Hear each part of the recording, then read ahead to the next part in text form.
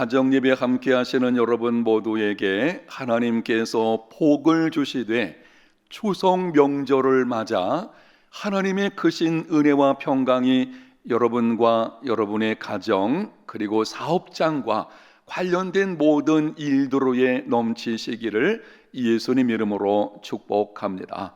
찬송가 413장 함께 부르겠습니다.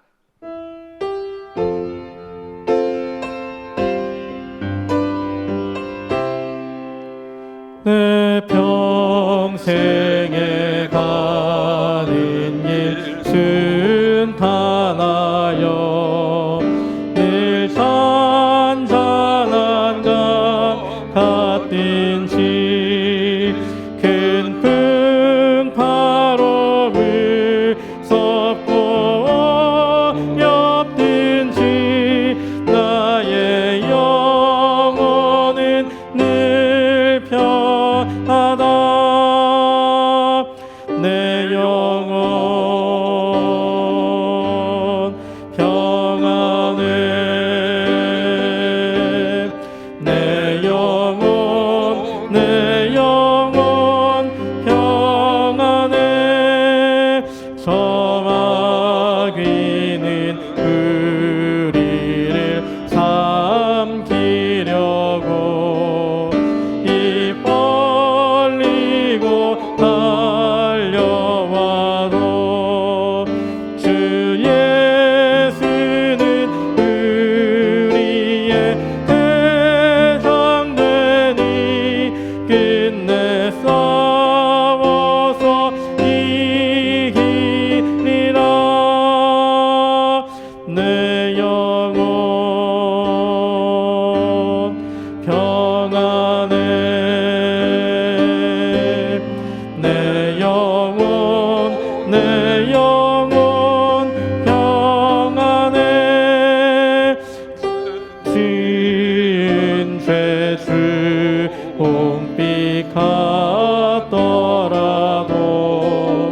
주 예수께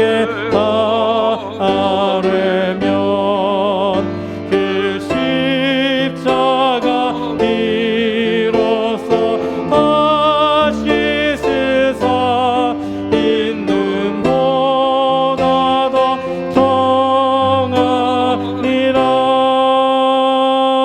내 영혼 평안해. 내 영혼 평안해. 저 공중에 구름이 일어나며 그 나팔이 울릴 때에 주 오셔서 세상을 심판해도 나의 영혼은 거머쥐리. 내 영혼 평안해. 내 영혼 평안해.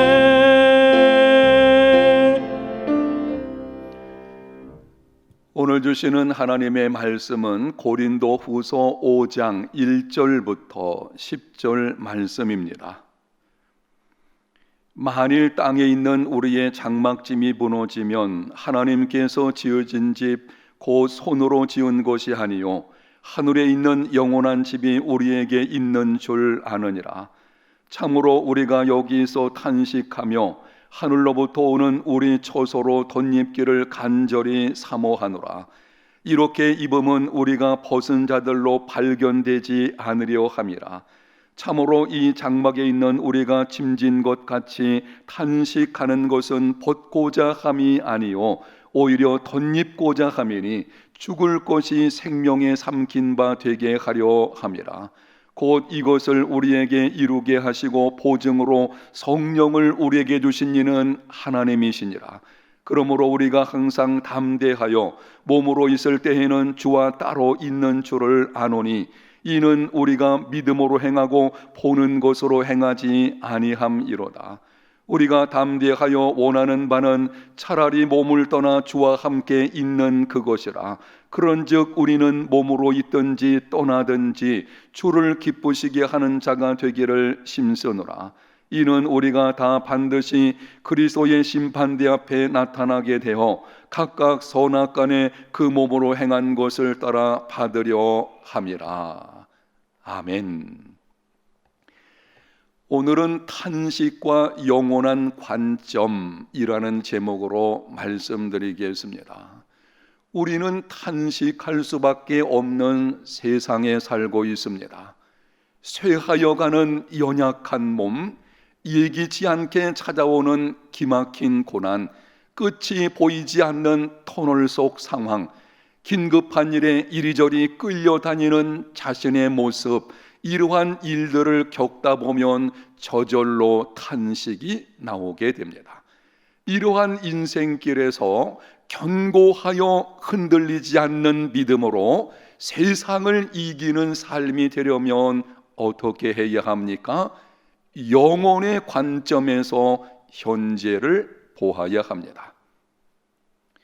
1873년 11월 어느 날 한 여객선이 미국 뉴욕항을 출발하여 프랑스로 향하고 있었습니다.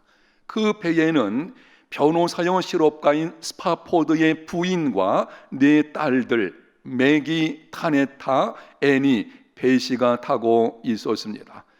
본래 전 가족이 함께 여행할 계획이었지만 당시 시카고 화재로 인하여 처리할 일이 있었기 때문에 스파포드는 가족과 함께 떠날 수 없었습니다. 배가 여러 날을 항해한 후 12월 22일 새벽 2시에 여객선이 영국 범선과 정면으로 충돌했습니다. 2시간이 채 안 되어 226명을 실은 이 배는 물속으로 가라앉고 말았습니다. 4명의 아이들은 물속에 빠져 죽고 스파포드 부인은 물 위에 떠 있다가 기적적으로 구원을 받았습니다. 9일 후에 생존자들은 웨일즈의 가디프에 상륙했습니다. 스파포드 부인은 미국에 있는 남편에게 전보를 줬습니다. 내용은 단 2자였습니다. 홀로 생존. 스파포드는 부인을 데려오기 위해 급히 배를 타고 유럽으로 출발했습니다. 항해 도중에 선장이 그를 객실로 불러서 말했습니다. 지금 우리는 얼마 전 여객선이 침몰한 장소를 지나가고 있습니다. 그 밤에 스파포드는 잠을 이룰 수가 없었습니다. 찢어지는 마음의 고통 중에 하나님을 바라보았습니다. 그때 하나님께서 마음속에 영감을 주시는데 그의 마음에서 찬송시가 나오게 되었습니다. 내 평생에 가는 길 순탄하여 늘 잔잔한 강 같든지 큰 풍파로 무섭고 어렵든지 나의 영혼은 늘 편하다. 내 영혼 편안해. 내 영혼 편안해. 오늘 우리가 부른 찬송가 413장이 이렇게 나온 것입니다. 4명의 사랑하는 딸이 죽은 현장에서 어떻게 영혼의 평안을 노래할 수 있습니까? 마음에 찢어지는 고통 중에서 내 영혼은 평안하다 고백할 수 있는 능력이 어디에서 온 것입니까? 이 땅에서의 삶이 전부가 아님을 알기 때문입니다. 부활의 소망이 있었기 때문입니다. 영혼의 관점에서 현재를 보았기 때문입니다. 이 땅에서의 삶이 전부라고 생각했다면 견딜 수 없었을 것입니다. 그러나 죽음은 영원한 나라로 들어가는 것이요 영원한 나라의 관점에서 현실을 보았기 때문에 고통 중에서도 평안을 노래한 것입니다. 오늘 본문 앞부분에 보게 되면은 당시 바울은 낭망할 수밖에 없는 상황에 있었습니다. 어제 말씀드린 것을 생각해 보십시오. 순전한 마음과 자세로 사역을 했음에도 비방하는 자들이 있었습니다. 복음을 전할 때에 수많은 고난을 겪었습니다. 살 소망이 끊어지는 고난을 당하기도 했습니다. 평생 안고 가야 하는 육체의 질병이 있었고 계속되는 고난으로 몸은 점점 쇠약해졌습니다. 그럼에도 바울은 낙심하지 않았습니다. 바울이 기막힌 상황들에서도 낙심하지 않은 이유들, 어제 3가지를 말씀드렸는데요. 오늘 본문에 아주 중요한 이유가 또 한 가지 기록되어 있습니다. 1절입니다. 만일 땅에 있는 우리의 장막집이 무너지면 하나님께서 지으신 집 곧 손으로 지은 것이 아니요 하늘에 있는 영원한 집이 우리에게 있는 줄 아느니라. 땅에 있는 우리의 장막집, 현재 우리의 몸을 가리킵니다. 우리 몸은 무너지는 몸입니다. 쇠하여지고 낡아지는 것입니다. 때가 되면 죽음으로 썩어질 것입니다. 한 번 죽는 것은 사람에게 정해진 것입니다. 과학과 의학의 발달로 인해서 인간의 생명이 조금 연장되기는 했지만 죽음은 피할 수 없습니다. 이 땅에서의 삶은 영원하지 않습니다.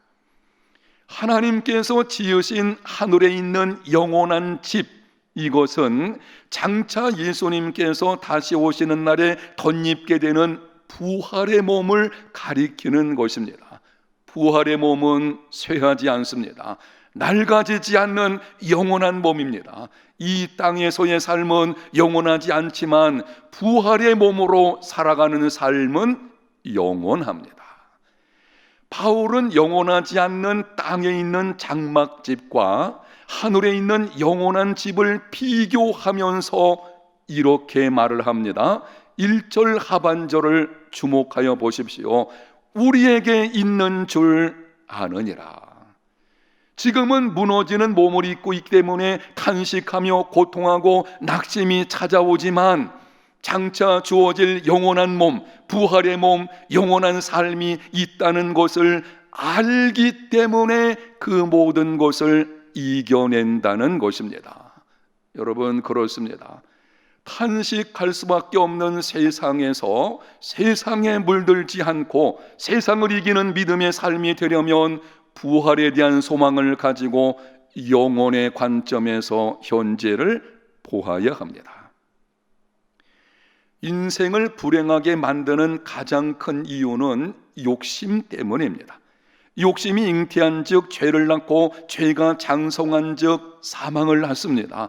요즘 우리나라가 시끄러운 이유도 욕심 때문입니다. 내 자녀는 다른 아이들보다 더 좋은 대학에 들어가야 하고 내 자녀는 다른 아이들보다 더 좋은 직업을 가져야 하고 더 편안한 삶을 살아야 하고 바로 그 욕심이 편법을 낳고 그 편법이 올무가 되어서 불행한 인생을 살게 하는 것입니다. 여러분, 왜 사람들이 이렇게 끊임없이 욕심 부리며 사는 것입니까? 이 땅에서의 삶이 전부인 것처럼 생각하기 때문입니다. 그러나 이 땅에서의 삶은 영원하지 않습니다. 많은 재물 하나님이 부르시면 다 내려놓고 가야 합니다. 높은 지위 올라갈 때가 있으면 내려올 때가 있습니다. 뛰어난 학력, 나이 50쯤 되면 이제는 책을 읽어도 쉽게 정리되지 않습니다. 뛰어난 외모, 사람이 나이 50이 넘으면 외모가 평준화됩니다. 건강한 몸, 세월이 흐를수록 쇠하여 갑니다. 나이 50쯤 되는 한 실업가가 있었습니다. 사업이 잘 되어서 1년에 3분의 1 정도는 해외 나가서 살 정도로 바쁜 나날을 보냈습니다. 그러던 어느 날 출장을 마치고 돌아왔는데 몸이 개운하지 않았습니다. 2주간이 지나도 회복되지 않으므로 병원에 가서 진찰을 받으니 결과는 급성 간암이었습니다. 앞으로 얼마 살지 못한다는 선고를 받게 되었습니다. 그때 이 실업가가 이렇게 말을 했다고 합니다. 이러한 일이 내게 있을 줄 미리 알았다면 결코 지난 날처럼 살지는 않았을 것이다. 그 실업가의 말을 다시 한번 들어보십시오. 이러한 일이 내게 있을 줄 미리 알았다면 결코 지난 날처럼 살지는 않았을 것이다. 죽음 앞에서 생각해 보니 지난날 자신이 추구했던 모든 일들이 헛되다는 것입니다. 이 땅에서의 삶이 영원한 것처럼 살아온 지난날의 삶이 후회스럽다는 것입니다. 이 땅에서의 삶은 영원하지 않습니다. 욕심을 부리면서 앞만 보고 달려가지 마십시오. 이제는 영혼의 관점에서 현재를 보는 믿음의 삶이 되시기를 바랍니다. 유명한 복음 전도자 빌리그램 목사님은 어려운 일이 찾아와도 쉽게 당황하거나 흔들리지 않았다고 합니다. 인생을 걷다 보면 많은 어려운 시험들을 만나게 됩니다. 때로는 너무 억울해서 참기 힘든 일도 있습니다. 그럼에도 빌리그램 목사님은 쉽게 흔들리지 않고 내적인 평안을 유지했습니다. 그 모습을 보고 동역자 한 사람이 질문했습니다. 목사님 안에 흔들림이 없는 고요한 이유가 무엇입니까? 어떻게 이런 사건을 만나고도 평화를 잃어버리지 않고 침착하실 수 있습니까? 그때 빌리그램 목사님이 이렇게 대답을 했다고 합니다. 내가 모든 상황에서 마음의 평안을 간직하며 살 수 있었던 비결이 있다면 그것은 성경 마지막 장을 믿고 있기 때문입니다. 무슨 말입니까?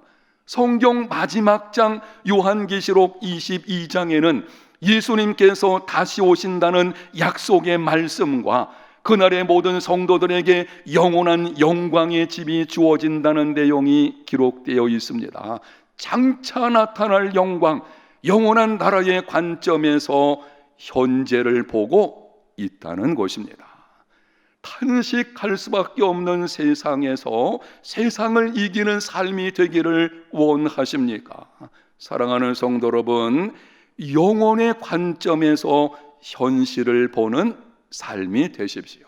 지금 여러분에게 당면한 그 문제들이 무엇이든지 그것만 바라보지 말고 예측할 수 없는 미래 때문에 거기에 매여 있지 말고 영혼의 관점에서 땅에 있는 장막집이 무너지면 하늘에 있는 영원한 집이 우리에게 있다는 이 분명한 사실을 기억하고 영혼의 관점에서 현실을 바라보는, 그러므로 현실을 이겨내는 믿음의 사람들 다 되시기를 예수님 이름으로 축복합니다. 하나님 아버지 감사합니다. 우리에게 은혜를 베풀어 주셔서 이제는 영혼의 관점에서 현재를 볼 수 있는 이러한 사람 되게 하여 주시옵소서. 오늘 추석 명절을 맞아 우리의 군대에 제일 속한 모든 성도들 어디서 어떤 모습으로 있든지 건강하고 안전하게 지켜주시고 가정에 복을 주시고 막힌 것을 열어주시고 꼬인 것들이 풀려지게 하시고 하나님의 그 크신 능력으로 말미암아 전화위복이 되어지는 이 역사가 있게 해 주시기를 원합니다. 명절을 맞았지만 여러 가지 당하는 환난과 역경으로 인해서 마음의 기쁨을 찾기 힘들어하는 성도들과 가정 긍휼하심으로 돌아보아 주시기를 원합니다.